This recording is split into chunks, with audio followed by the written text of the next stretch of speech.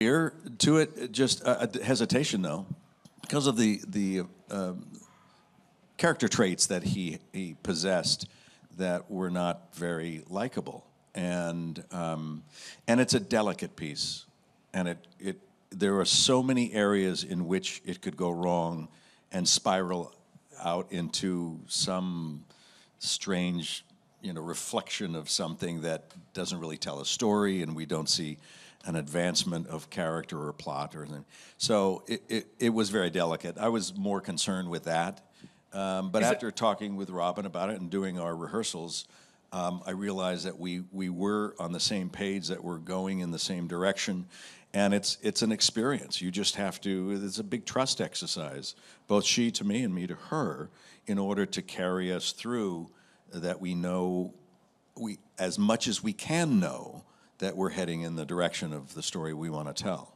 It's also one of those things where he's not the villain, so if you're playing unlikable, you can't really sort of chew into those things and make them very playful. You have to find a way to play them so they're totally realistic, but at the same time, he's still somewhat likable for the audience, or they want to sympathize with him.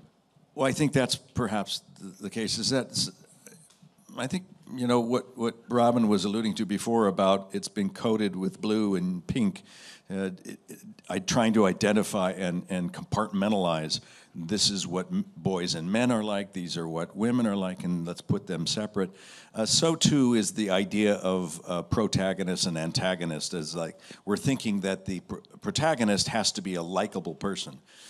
And the truth is that if he's honest, if he presents himself in a plausible way, that his actions are justifiable, and as long as audiences can understand him, they don't have to like him, but as long as they understand him and feel it's an honest portrayal, they'll be with you.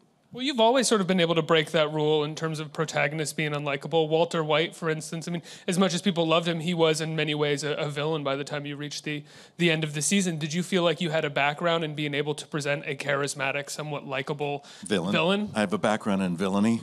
And even I'm going to put that on my resume.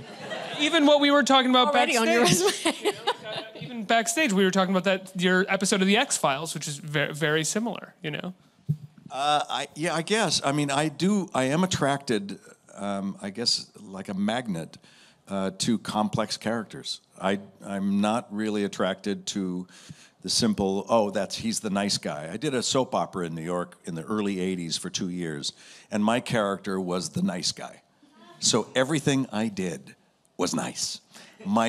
I catch my girlfriend having an affair on me, and I was playing the next scene upset, and they're going, "Oh, Bryan, you're the nice guy. Remember, you're very nice. So don't be upset. Don't be upset with your mother." It's like the brilliant directions of a soap opera. You're the nice guy. You're the nice guy. Remember, don't be upset with your mother. It wasn't her. And I go, I know, but this is what people do.